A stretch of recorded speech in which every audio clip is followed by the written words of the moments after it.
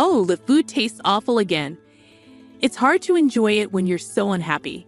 Marrying you was a mistake, and being born into this family feels like another mistake. Having two sick people in the house is exhausting. Whenever my husband looks at me, he just complains. I don't want his words to upset his sick parents. My name's Chloe. I'm 34. We've been married for 5 years. We met through a friend when I was 29 and my husband was 31. After finishing college, I lost both my parents to illness one after the other. My husband, Sam, wanted to get married quickly, and I thought he was serious about it. But now I think he just didn't want to be left behind because all his friends were getting married. We started talking about marriage after only 6 months of dating, and I met his family. They were nicer to me than I expected, especially when they found out my parents had passed away.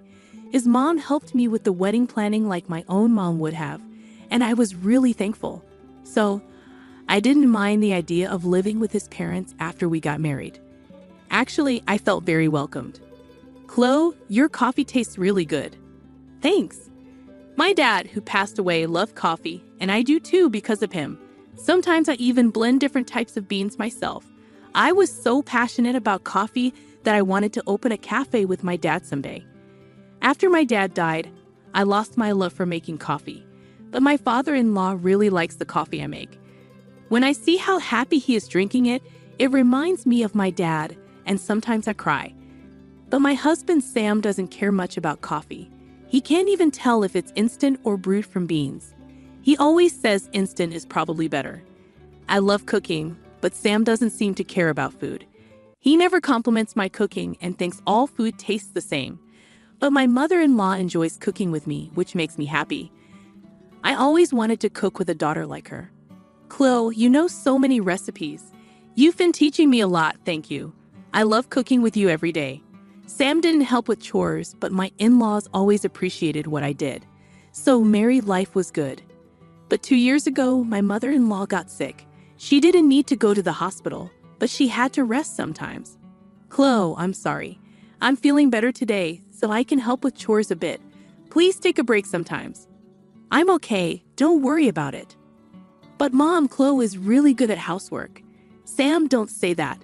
Do you realize how much Chloe helps us every day? You can work without worry because Chloe is here. You should show some gratitude. Taking care of my husband's parents is something I'm grateful for. It's not hard for me to look after my mother-in-law, but it bothers me that Sam doesn't appreciate me. After my mother-in-law got sick, Sam started complaining about the house being gloomy. He began coming home late and working more on his days off. Then I noticed makeup on his clothes, lingering perfume, and other suspicious signs. When I confronted him, he admitted to having an affair. He said he met her at a bar where he went with colleagues because he didn't want to come home early and help with caregiving. I was shocked by his lack of guilt and the ridiculousness of his excuse for cheating. It made me angry and frustrated to think he was doing this while I was taking care of the house and his mother. But my father-in-law got really mad and scolded Sam, who seemed to feel really sorry at that moment. He said sorry and promised not to cheat again. So I decided not to divorce him. But honestly, I was more worried about leaving my sick mother-in-law than staying with Sam. I couldn't imagine Sam taking care of his mom, and I thought it would be hard for my father-in-law, who was still working, to do it alone. Then, when my father-in-law turned 65, he retired.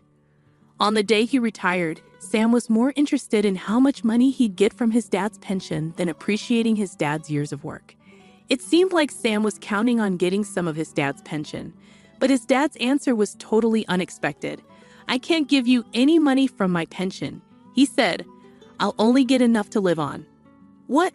So why did I put up with everything all this time, taking care of my mother-in-law and living with her?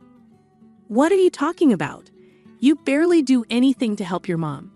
Just living in the same house doesn't count as taking care of her. After that, Sam's mean words got worse. It seems he only acted sorry when caught cheating because he was hoping to get some of his dad's pension. I should have married a richer woman. This marriage was a mistake. Stop it, Sam. Chloe has been good to you. Shut up. My mom is just a bother.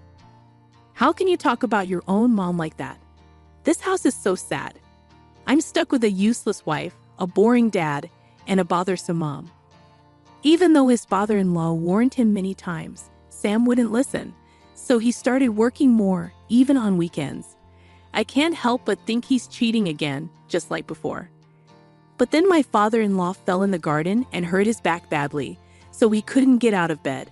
Taking care of my in-laws was hard, but they cared for me and always seemed sorry, so I didn't mind too much. But it bothered me that Sam wouldn't help at all. I'm sure my in-laws would be happier if their own son took care of them instead of me, who isn't related by blood. Sam, can't you help with your parents? Why should I? They're your parents, not mine. Can't you at least be nice to them? I got stuck with a bad wife, and now I'm stuck with bad parents too. I just can't catch a break. I can't help but think my in-laws are the real losers for having a son like me. I still have a feeling that Sam might be cheating, but I can't leave because my in-laws are sick. If I go, Sam will probably neglect them. I don't want to stay married to him, but I can't ask for a divorce because I worry about my in-laws. Then Sam said he was going to Hawaii for Christmas with his friends. You're going to Hawaii for Christmas? Yeah, I'm not spending my holiday in this sad house. I need a break in sunny Hawaii. Don't you want to stay here and spend Christmas with your parents? No way. Who'd want to spend their vacation here? Who I go with is none of your business. Is it a woman? Shut up. Why do you care? You're just like last time, denying everything. He must be cheating again. I wasn't surprised to find out, but I was disappointed in Sam's attitude. He didn't seem sorry at all. It hurt to realize he didn't see me as his wife. I work hard every day. I don't need constant fun. But Sam remarried. Shouldn't we at least have some basic respect for each other? I don't see it that way. You're just here to take care of my parents, like a maid. That's awful. If you feel that way, let's get a divorce. Don't bother me, especially since you have nowhere else to go. Just stay quiet and do your job. I don't want to stay married to him after this. I want to say I'm okay with divorcing him and leave. I can handle it on my own. But now that my in-laws are both bedridden, I can't leave them. But taking care of them is hard, and I don't know how we'll manage if I leave. Even if I put them in a care facility, I don't know if they'll both get in right away, and it's expensive. Can their pensions cover it all? Even if I work, I don't know if I can earn enough. I have my own life to think about too. It's all really worrying. But after everything, I can't stay with my husband anymore. You're worried about Sam, right? Yes, it seems we raised our son wrong. I'm sorry for what he's done to you. You don't have to worry about us. Do what you need to do. That's right, Chloe. You should be free. But I can't just leave. I can't leave everything to Sam. My in-laws care about me so much, even more than their own health. Their words touch my heart, and I feel even more determined not to leave them. And while I stay quiet, my husband talks about his affair like it's no big deal. I'm going out with her again. I'll be back late. Huh? It's better to have dinner with her than look at my face, right? But you know I'm cheating, and you still won't leave. So you've basically accepted it, right? It's like you approve of the affair, but nobody has given approval. Staying here means you have. You're just holding on to me because you can't survive on your own. It's really pathetic that I can't even say anything back to my husband who says such hurtful things. I cry in frustration, but when my husband sees my tears, he just laughs even more. It's heartbreaking to see him like this. What am I doing? My in-laws keep apologizing to me for their son's behavior, but it's also painful to see them like that. Maybe it would be better if I wasn't here. Maybe because I'm here, my husband relies on me too much regarding his parents. But even if I feel that way, if my husband doesn't change, I'll regret leaving forever. There's no guarantee he'll change. Then the day before Christmas Eve, my husband brought up divorce. I want a divorce. I prefer younger women. Huh? But you can stay here as a housekeeper, meaning things will stay the same. You'll live here for free, so think of it as your salary. With that, he put a signed divorce form in front of me. I understand. Of course, I won't become a housekeeper, as he suggests. But I also don't want to be his wife anymore. There's a limit to how much you can disrespect someone. I'm sure my husband knows I could leave his parents. That's why he can say these things so boldly. Knowing that makes me even more angry and frustrated. Well, take good care of them, okay? The next morning, my husband left happily for his trip to Hawaii. Even if I left him, I wanted to stay with my in-laws, but it wasn't that simple. I had to let Christmas pass without him. But without him, the day was peaceful, with no complaints. The three of us enjoyed Christmas dinner together, laughing while watching TV. Even though I knew I had to think about the future, I wished this peaceful time could last forever. And then, from the TV, I heard the Christmas song start. "Merry Christmas, I'm used to." Suddenly, my father-in-law sat up in bed. "All right, let's get going, dear." "Okay," my mother-in-law replied as she quickly stood up. "What's going on?" "Merry Christmas, Chloe." "Merry Christmas." "Merry Christmas, but is your back okay? How are you feeling?" When I asked, they looked at each other and smiled. Then my dad gave me surprising news. On December 30th, my husband Sam came back from his trip. He called me sounding panicked. "Hey, what's going on? Where are you? I can't reach Mom or Dad." "Well, your parents have been busy with Christmas stuff, so they're resting." "Where did you take them? Did you kidnap them?" "No way. They decided to go on their own. They were supposed to be unable to move. You took them without asking? They can move around just fine on their own." "What?" As soon as the Christmas song started, my in-laws stood up. Seeing my shocked face, my father-in-law said, "It's time for a fresh start," and laughed. Turns out his back pain had healed, and my mother-in-law had gotten better over the last 6 months. But because of Sam's mean words, my father-in-law made a plan. He told my mother-in-law about it, and she agreed. Since Sam got a job at a big company after college, he became more arrogant. He'd often stay out late, but they weren't too worried because he was single. When he married me, his parents hoped he'd settle down. But 2 years ago, when his mom got sick, he didn't take care of her and cheated on me. He acted sorry, but his dad sensed something wasn't right. As his dad's retirement neared, Sam started talking about the pension, showing his greed. They knew he was being fake just to get the money. But when Sam found out there was no pension, he showed his true colors. This confirmed his father-in-law's suspicions.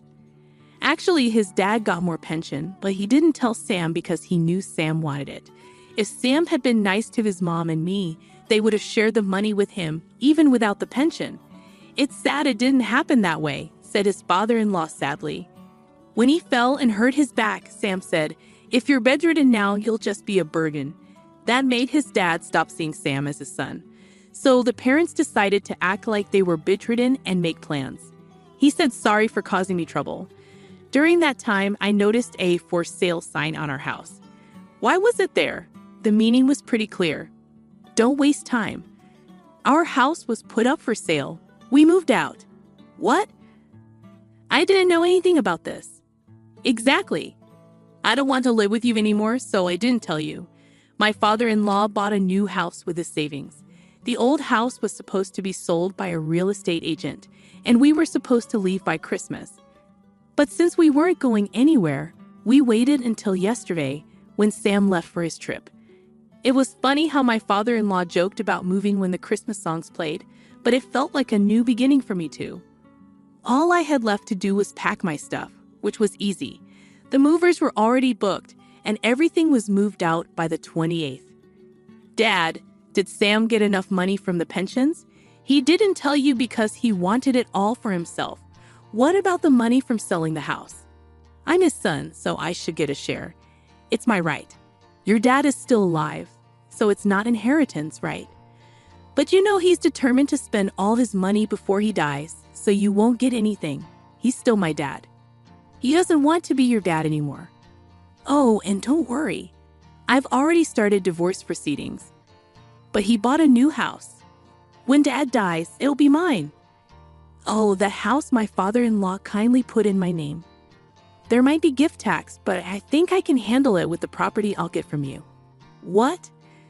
This was the second time I caught my husband cheating, and he dumped all of his parents' care on me while he kept abusing me daily. I've been a homemaker for 5 years. With everything considered, I was told I'd get a fair share of our property. My father-in-law already talked to a lawyer about it. Your things are in storage, though there wasn't much. The lawyer has the key and will contact you later. Where am I supposed to go now? I don't know. Figure it out. That's not helpful. I told my girlfriend I'd be living in a nice house with a maid. Without a house or you, I'll look bad. I couldn't believe he said that to me. It reminded me he only thinks about himself. I didn't even want to talk anymore, so I hung up. Maybe you can do wrong without getting caught. My ex-husband's boss saw him in Hawaii during a work trip and found out. His company has strict rules, so he got demoted and a big pay cut. After my lawyer contacted the woman my ex-husband was seeing, she disappeared. Sadly, my ex-husband keeps asking to get back together, but I won't agree to that. Now he's struggling to pay his bills because he spent a lot on his mistress. He begged my lawyer to reunite us, crying about his problems, but the lawyer said no. Then my father-in-law recorded my ex's verbal abuse, and the lawyer was upset, saying it wasn't okay. So it's no surprise my father-in-law bought an old house with good air. I'm planning to turn it into a cozy cafe. We discuss ideas every day, trying to make it work. I don't know if it'll succeed, but I'm giving it my all. Seeing my in-laws happy makes me happier than anything else. I want us to keep living together, enjoying good coffee and getting along. My name is Margaret, and once upon a time, life held endless possibilities for me. I was a young woman, full of ambition and dreams. When I met John, I was immediately drawn to his charm and gentle nature. We fell deeply in love and decided to embark on the journey of marriage together. In the early days of our union, everything seemed perfect. I had a stable job that allowed me to earn a comfortable income. With our combined efforts, we were able to buy a beautiful house, a symbol of our shared aspirations and a place we could call home. One evening, as John and I sat in our cozy living room, I turned to him with a smile. "Can you believe how far we've come, John? We have a lovely home and a future full of promise." He leaned back in his armchair, a glimmer of pride in his eyes. "You're right, Margaret. We've worked hard for this, and it's just the beginning. I can't wait to see what the future holds for us." We talked about our dreams, discussing the possibility of starting a family and creating a life filled with love and happiness. John, though struggling to find stable employment, assured me that he would find a job soon and contribute to our financial well-being. As days turned into weeks, however, I noticed a change in John's demeanor. He grew increasingly despondent, unable to secure a job despite his efforts. The weight of his unemployment began to take its toll on our relationship, and I found myself shouldering the financial responsibilities on my own. One evening, after a long day at work, I sat down with John at our kitchen table, the tension palpable in the air. "John, we need to talk. I've noticed that you've been struggling to find work, and it's putting a strain on us. We need to find a solution together." He looked down, his voice filled with frustration. "I know, Margaret. I've been trying my best, but it's just not working out. I feel like a failure, and it kills me to see you carrying this burden alone." I reached across the table, taking his hand in mine. "John, we're a team. We can overcome this together. Let's explore other options, consider different career paths, or even seek professional guidance. I believe in us, and I know we can get through this." There was a flicker of hope in his eyes as he squeezed my hand. "You're right, Margaret. I've been so focused on my own disappointment that I forgot we're in this together. Let's work on finding a solution and rebuilding our lives." Little did I know that our struggles were just beginning, and the promising start we once had would soon crumble under the weight of debt and shattered dreams. But in that moment, as we sat holding hands at the kitchen table, we clung to the belief that love and determination could conquer any obstacle in our path. As the weeks turned into months, the burden of financial strain grew heavier on my shoulders. John's inability to secure a stable job became a constant source of worry and frustration. I watched helplessly as our savings dwindled and bills piled up, threatening the stability we had worked so hard to build. One evening, sitting in our dimly lit living room, I glanced at the stack of unpaid bills on the coffee table, my heart sinking. I turned to John, my voice tinged with concern. "John, we can't keep living like this. The debts are piling up, and we're barely keeping our heads above water." He slumped in his chair, his eyes filled with a mix of guilt and resignation.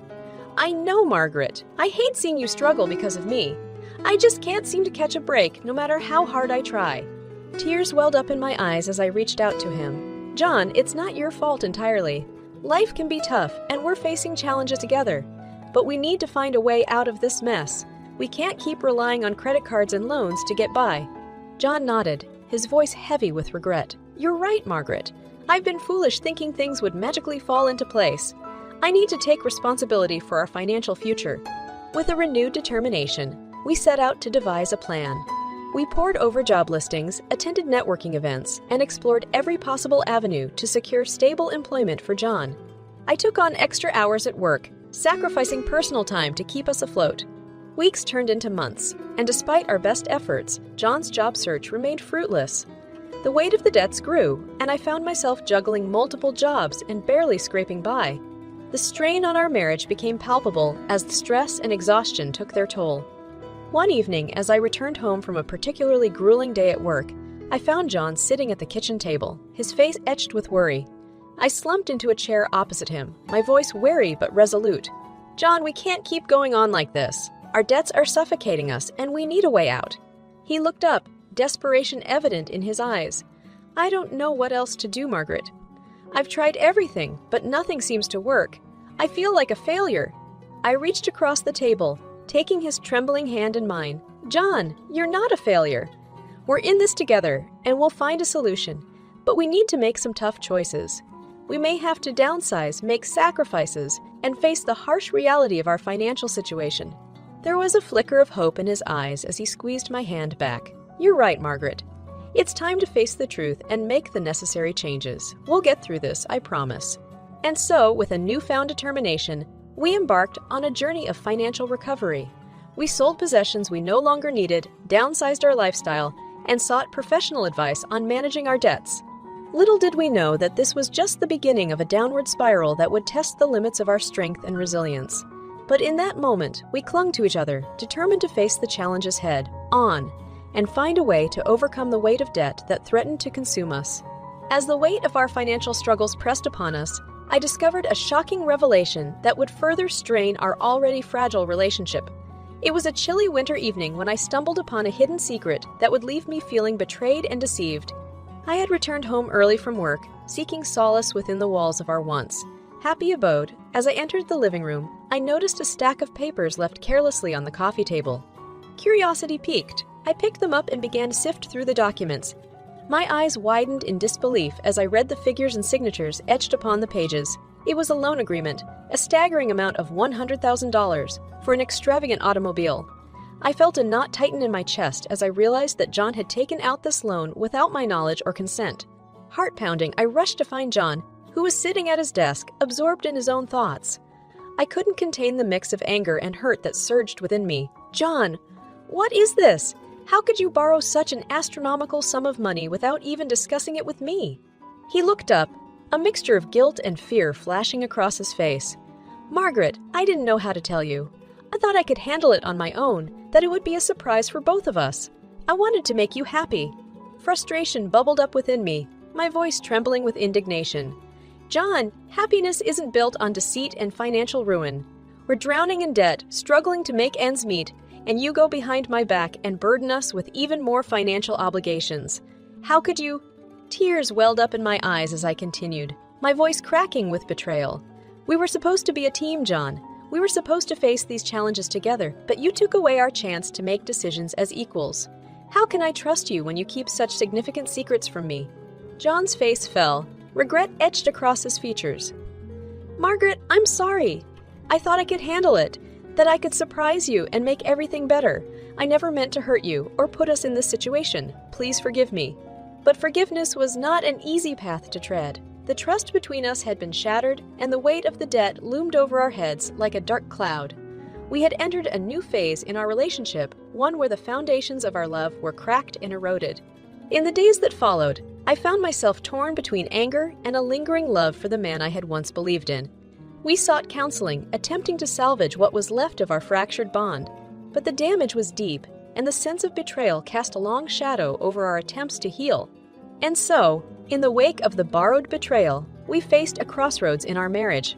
The choices before us were daunting, and the road ahead seemed treacherous.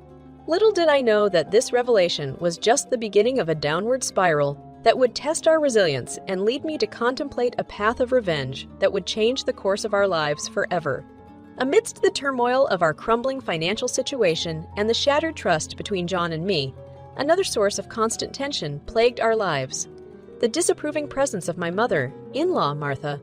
She would often visit our home, her arrival always accompanied by an air of judgment and disdain. One sunny afternoon, as I busied myself in the kitchen, Martha barged in without warning, her disapproving gaze scanning the room. Her criticisms were swift and cutting, leaving me feeling small and insignificant. "Why can't you keep this kitchen clean, Margaret? It's no wonder John struggles with finding a job when he has to come home to such chaos," she sneered, her voice dripping with contempt. I fought back the tears that threatened to spill over, summoning the strength to respond. "I do my best, Martha. I work long hours to support us, and sometimes the housekeeping falls behind. But John and I are a team, and we support each other through thick and thin." Martha's eyes narrowed, her tone laced with condescension. "You young girls nowadays don't know the first thing about being a proper wife. Your generation is lazy and entitled. You should learn to take better care of your husband and home." Her words cut deep, piercing through my already fragile self-esteem. I tried to maintain my composure, despite the storm of emotions raging within me. "Martha, I love John, and I've been doing everything I can to support him. We face challenges, but it's not a reflection of my dedication or worth as a wife. I deserve respect, just as you do." Her expression hardened, and she crossed her arms, refusing to back down. "Respect is earned, my dear, and you have done nothing to earn mine. If John had married someone more capable, perhaps he wouldn't be burdened with all these financial troubles." The constant criticism and belittlement from my mother-in-law began to chip away at my self-confidence. I questioned my worth as a wife and began to internalize her harsh words. The once happy home we had built together became a battleground where I constantly fought for my own sense of worthiness. As the days turned into months, Martha's visits became more frequent, each one filled with a new barrage of insults and criticisms. She scrutinized every aspect of my life, finding fault in even the smallest details. Her presence cast a suffocating shadow over our marriage, adding to the strain we were already under. One evening, as Martha launched into yet another tirade, John finally spoke up, his voice filled with a mixture of frustration and protectiveness. "Mother, enough! Margaret has done nothing but support me through thick and thin. We face challenges together, and it's time you recognize that. Your constant criticisms only serve to drive a wedge between us." Martha, taken aback by John's defiance, faltered for a moment. She glanced between us, her stern expression softening slightly. "I only want what's best for my son. But perhaps I have been too harsh. If you truly believe in Margaret's dedication, then maybe I should reevaluate my stance." Her admission of potential wrongdoing brought a flicker of hope to my heart. I had yearned for acceptance from Martha, a recognition of my efforts and devotion. Although her change of heart was a small step forward, it signaled the possibility of a less turbulent future. And so, as the mother-in-law's disdain began to wane, I clung to the hope that our fractured relationships could be repaired. Little did I know that the revelations and actions that lay ahead would push me to the edge, propelling me towards a decision that would forever alter the dynamics of our lives. As the weight of our financial struggles, John's deceit, and the constant criticism from my mother-in-law pressed upon me, I reached a breaking point. The toxic environment we found ourselves in had become unbearable, and I knew deep within my heart that something had to change. One evening, after enduring yet another day of John's indifference and my mother-in-law's disapproving remarks, I sat alone in silence of our living room. The weight of it all bore down on me, suffocating my spirit and dimming my once vibrant optimisms. Tears streamed down my face as I whispered to myself, "I can't continue like this. I can't keep living in a loveless marriage, being treated as though I'm worthless. I deserve better." The following morning, I woke up with a newfound determination. The pain and frustration that had festered within me transformed into a fire, a spark of strength and resilience. I realized that I had the power to change my own destiny, to break free from the chains that held me captive in a loveless and toxic relationship. I mustered the courage to confront John, to lay bare the depth of my anguish and my resolve for change.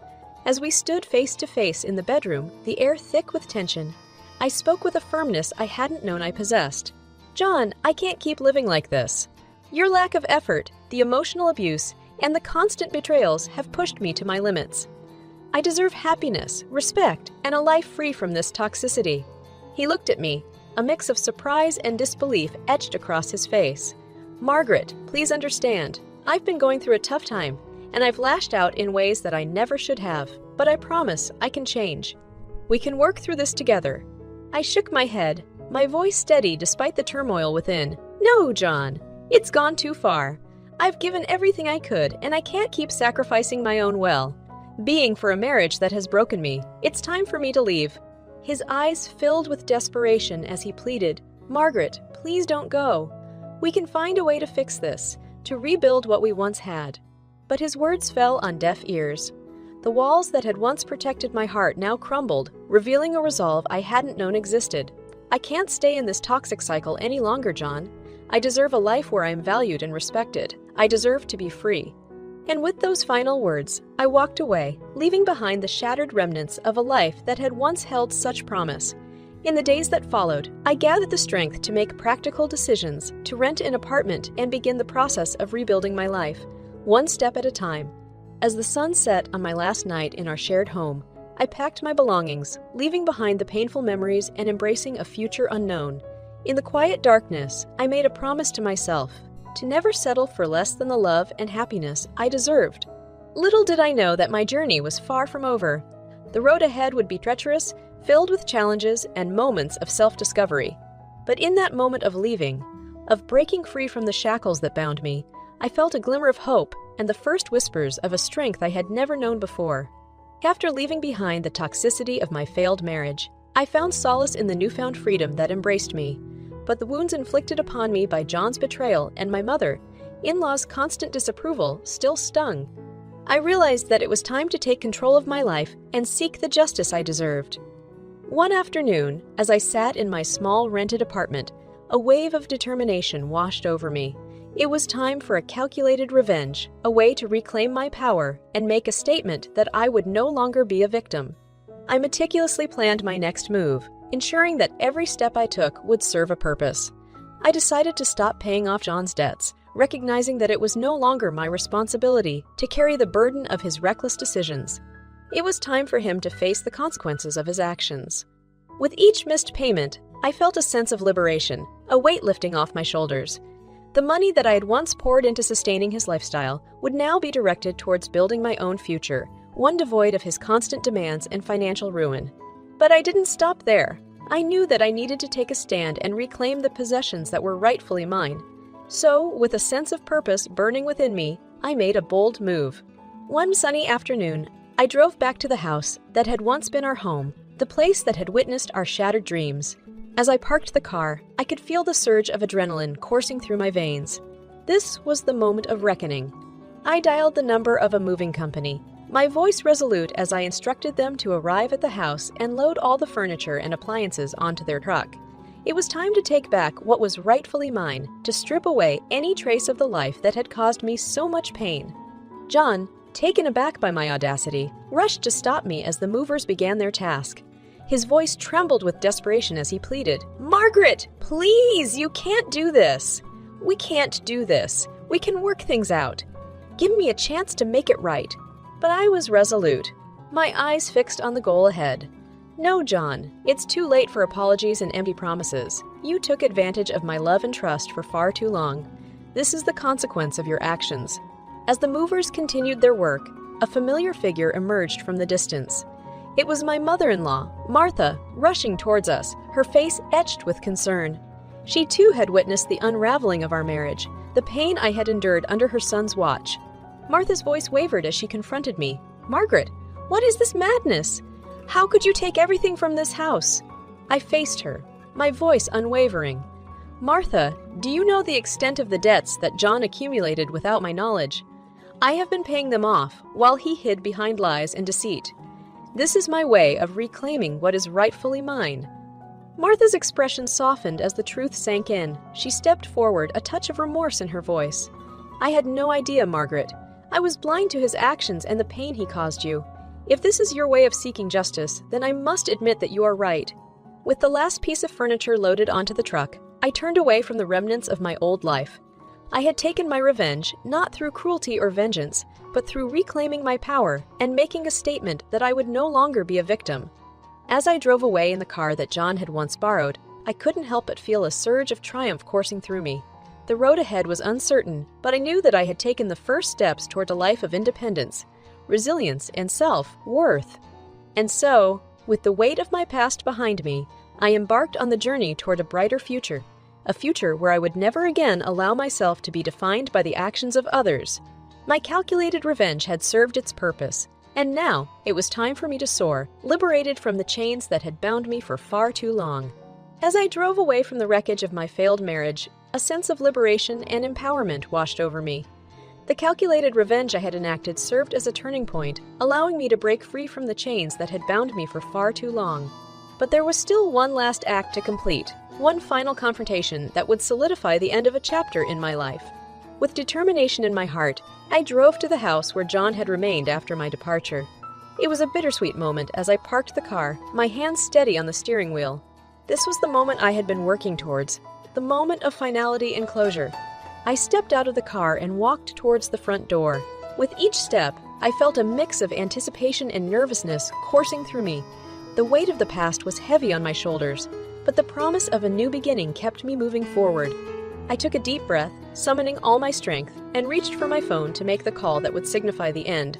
Dialing the number of the moving company, I spoke with a firmness that belied the storm of emotions within. I have arrived. It's time to load all the remaining items in the house onto the truck. This is the final act. As the movers went about their task, carefully packing and loading the remnants of our shared life, John's voice rose in a desperate plea. "Margaret, please stop this. Let's talk. Let's find a way to fix things. I can't lose you." I turned to face him, my gaze unyielding. "It's too late for that, John. The time for talk and empty promises has passed. I have given all I could, and now it's time for me to leave.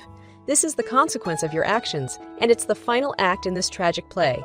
Tears welled up in his eyes as he realized the gravity of what was happening. "But Margaret, I love you. I made mistakes, but I want to make things right. Please, give me another chance." A mix of sorrow and resolve washed over me as I shook my head. Love is not enough, John. Love without respect, trust, and honesty is a hollow sentiment. I deserve better, and I deserve better, and I deserve a future where I am valued and respected. The doorbell rang, signaling the completion of the mover's task. As they prepared to drive away with the last remnants of our shared life, Martha, my mother-in-law, arrived on the scene, her eyes filled with concern and regret. She approached me, her voice filled with a mixture of remorse and understanding. "Margaret, I am truly sorry for what my son has put you through. You were right all along, and I should have seen it sooner. You deserve happiness and a life free from his toxicity." I looked at Martha, her words piercing through the layers of hurt. "Thank you, Martha. Your acknowledgement means a lot to me. It's time for me to move on, to rebuild my life, and find the happiness I deserve." And with that, I climbed into the car, the engine purring to life beneath me. As I drove away, leaving behind the wreckage of a failed marriage and a tumultuous past, a mix of emotions swirled within me: relief, sadness, and a glimmer of hope for the future. The road ahead would be uncertain, but I knew that I had taken control of my destiny. I had found the strength to leave behind the toxic relationships that had held me captive, and now it was time to embrace the possibilities that lay before me. And so, as I drove towards my new home, the weight of the past began to lift, making way for a future where my worth would no longer be defined by the actions of others. The final act had come to an end, and now it was time for me to write a new narrative, one filled with resilience, self-discovery, and the unwavering belief in my own worth. It all started on a warm spring day when I first met John Adams. I had just moved to the city for a new job, and he happened to be my next-door neighbor. I remember it like it was yesterday. I was struggling with a heavy box, trying to get it up the stairs to my apartment, when John appeared out of nowhere with a dazzling smile. "Hey, do you need some help with that?" he asked, his eyes sparkling with genuine kindness. "Oh, that would be great," I replied, relieved to have some assistance. As we carried the box up the stairs together, we struck up a conversation, and from that moment, I knew there was something special about him. We quickly became friends, and our friendship soon blossomed into something more. One evening, under the starry night sky, John confessed his feelings for me. "Kara, you mean the world to me," he said, his voice filled with sincerity. I've never met anyone like you. You make me want to be a better person." Touched by his words, I smiled and replied, "John, you've already brought so much joy into my life." From that moment on, we were inseparable. We went on adventures, explored the city together, and shared our dreams and aspirations. Our love for each other grew stronger with each passing day. One sunny afternoon, John took me to the park where we had shared our first picnic together. As we sat on the soft grass, he held my hand and looked into my eyes with utmost affection. "Kara, I can't imagine my life without you," he said, his voice filled with excitement. "Will you marry me?" My heart leaped with joy, and tears of happiness filled my eyes. "Yes, John, 1,000 times yes," I exclaimed, throwing my arms around him. We were elated and eager to share the news with our families. Little did we know that our journey towards marriage would face unexpected challenges when we visited John's parents to announce our engagement. As we walked hand in hand to his parents' house, I couldn't help but feel nervous. I wanted them to see how much I loved their son and how committed we were to each other. But as we entered their home, I sensed an atmosphere of tension. With butterflies in my stomach, I dressed in my best outfit for the visit to John's parents' house. John held my hand tightly as we approached the imposing mansion that had been his childhood home.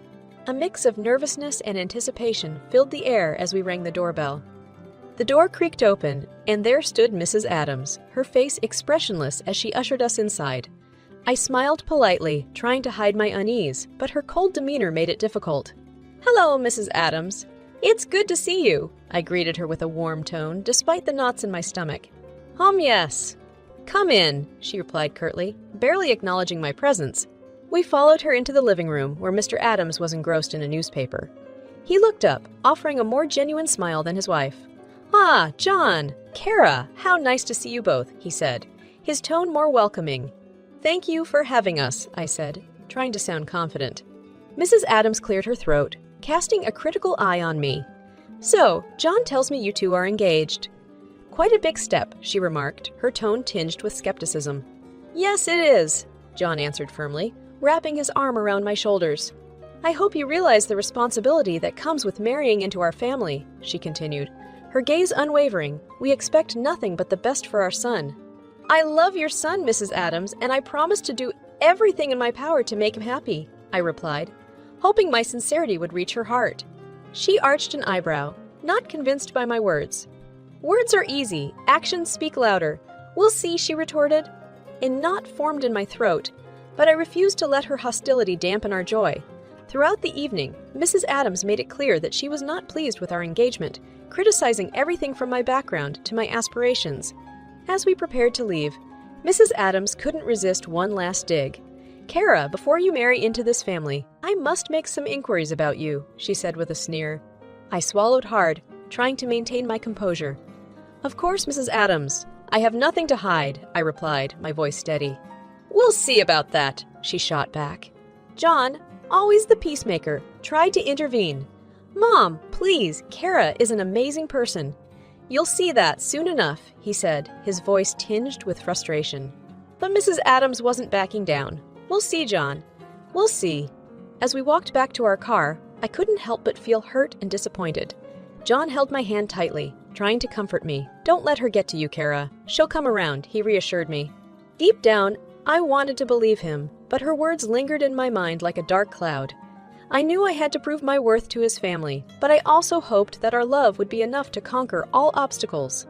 Little did we know that our love would soon be put to the ultimate test, leading to a revelation that would change the course of our lives forever.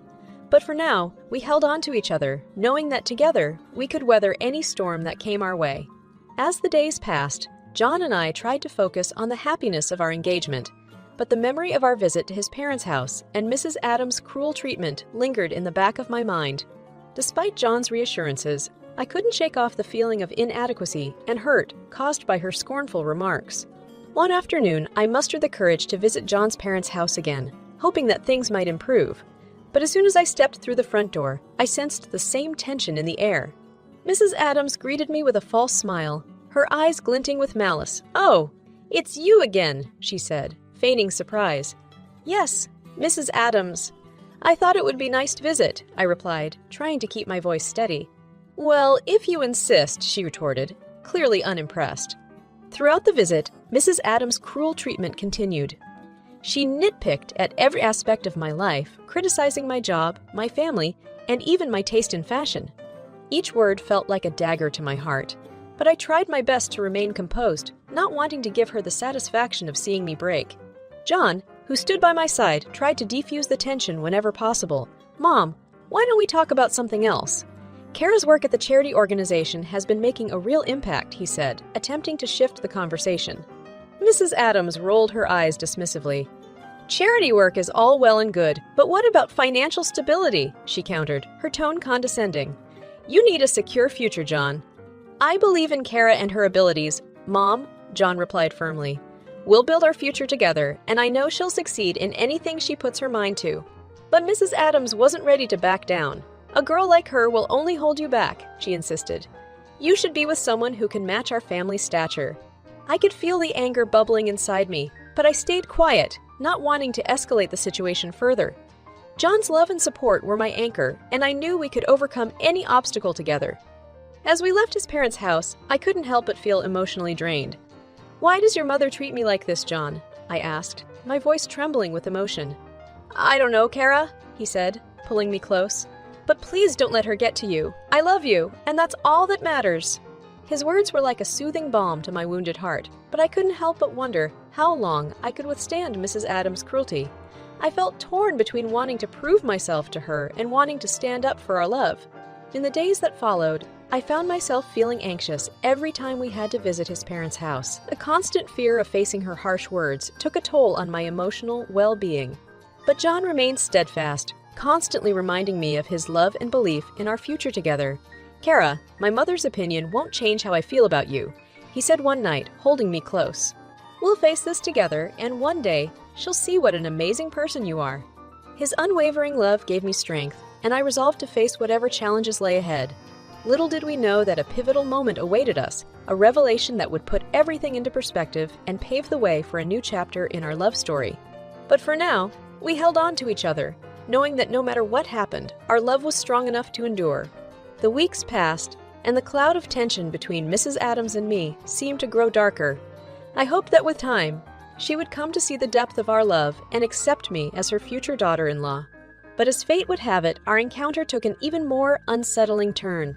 One evening, John and I visited his parents once again, hoping to share some happy news about our wedding preparations. As we sat in the living room, Mrs. Adams' eyes bore into me with a mix of suspicion and disdain.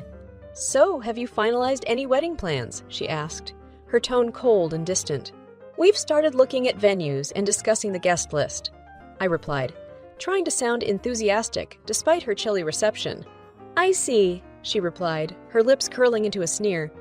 "But let's talk about something else, shall we? I have some concerns I'd like to address."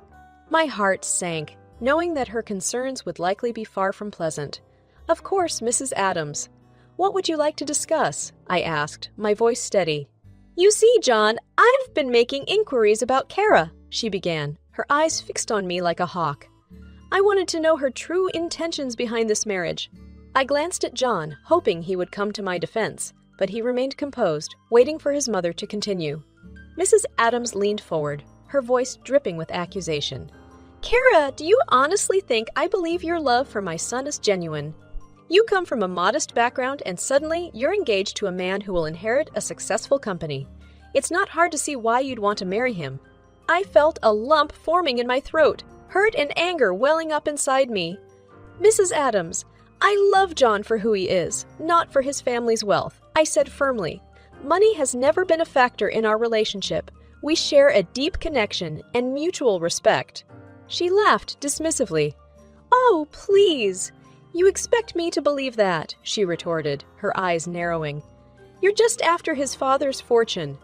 John couldn't stay silent any longer. "Mom, that's enough. Kara is an incredible person, and you have no right to accuse her like this," he said, his voice tinged with frustration. Mrs. Adams turned to her son, her face growing red with anger. "John, I'm only looking out for you," she replied. "I won't stand by and watch you get deceived by someone who's only after your inheritance." Tears welled up in my eyes, but I refused to let them fall. "I never wanted any of this. All I wanted was to marry the man I love," I said, my voice trembling with emotion. Mrs. Adams seemed unfazed by my distress. "Actions speak louder than words, Kara," she snapped. "Prove to me that you're worthy of my son, and then maybe we can talk about your wedding." I felt a mix of anger and heartache, but I held my head high, determined not to let her break me. "I don't need to prove anything to you, Mrs. Adams," I said. My voice steady. My love for John is real, and that's all that matters." As we left her house that night, I couldn't shake off the pain of her accusations, but John held me close, reassuring me once more that we would face this challenge together.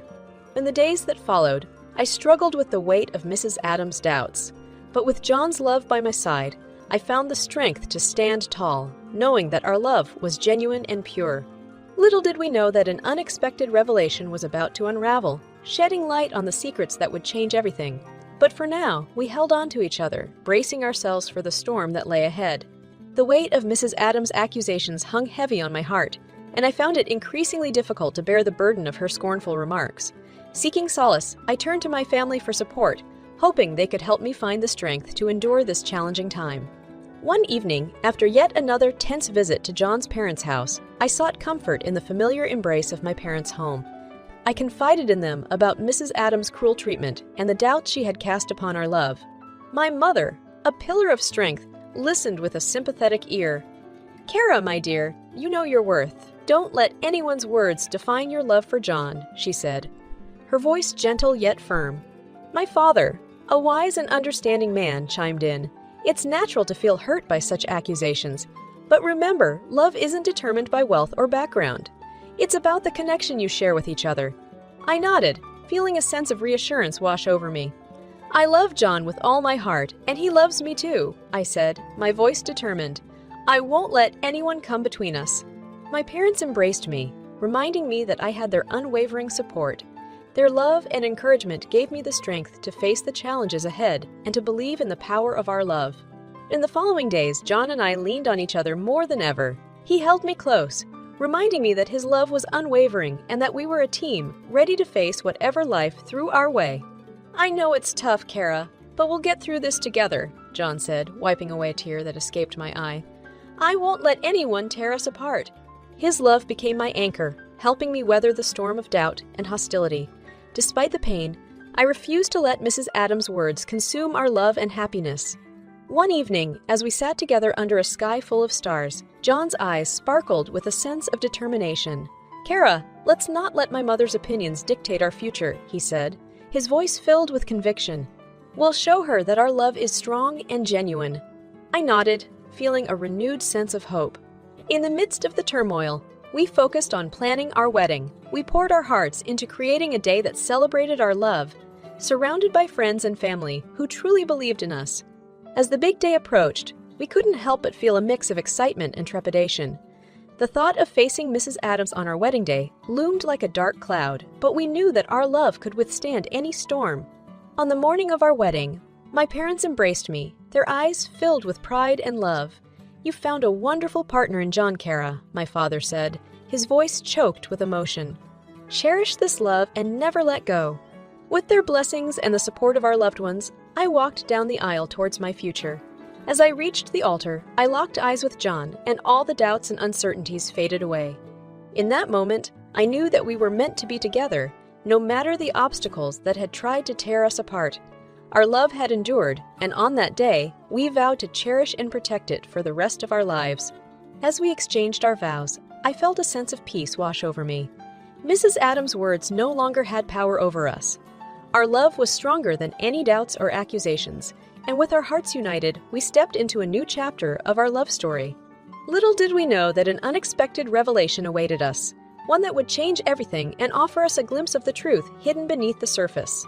But for now, as we danced the night away, surrounded by love and laughter, we held onto each other, knowing that our love was an unbreakable bond that would withstand the tests of time.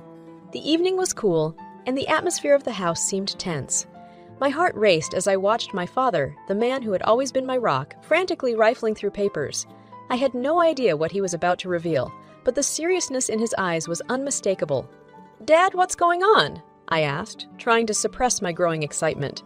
"Kara, I need to tell you something about John's parents," he began, taking a deep breath. I got suspicious when they strongly opposed the idea of doing a DNA test for John and you, so I discreetly performed the test on them without their knowledge. My eyes widened with shock, and I looked at John, whose expression mirrored mine. "What do you mean, Dad? What did the test show?" I urged him to continue. "The results were surprising, to say the least," he replied, handing me the folder. "It turns out that John's father is not actually his biological father." John's mother gasped, covering her mouth with her hand, and his father sat back with an expression of disbelief. "This can't be true," John's mother exclaimed, tears welling up in her eyes. "I wish it could be otherwise, but DNA doesn't lie," his father replied softly, trying to keep his composure. "John, your biological father is my former assistant, Mr. Williams." John looked stunned. His face was pale and his hands were shaking. "This can't be true," he muttered, looking lost and confused. Mr. Williams, a man who had worked for John's father for many years, sat silent, eyes downcast. The weight of this revelation was undoubtedly weighing on him as well. I looked at John, feeling a mixture of emotions: shock, compassion, and concern for my loved one. "John, are you okay?" I asked, gently taking his hand. He nodded, trying to smile weakly. "I have a lot to go through, but I'm glad we know the truth." "I didn't mean to hurt you, John. You're my treasure, and I'm not giving you to anyone. At least not to that beggar," his mom yelled. "Enough!" shouted John, his always cheerful face now angry. "I'm not your property, and it's up to me to decide who I want to be with. And if I have to choose, I certainly won't choose a liar. It's over, Mom. I won't let you continue to ruin my life and Kara's life." But John. She reached her hands out to him, but John only waved her off and pointed to the exit. His mother completely lost hope and silently walked out the door. In the days that followed, John and I continued to support each other as we processed the impact of the revelation. We found solace in our love, knowing that together, we could navigate the complex emotions that came with the truth. The revelation had unearthed long-buried wounds, but it had also created a space for understanding and forgiveness. As we faced the past with courage, we were reminded of the unyielding strength of our love. In the midst of the uncertainty, one thing became clear: the power of love to transcend the secrets and hardships of the past.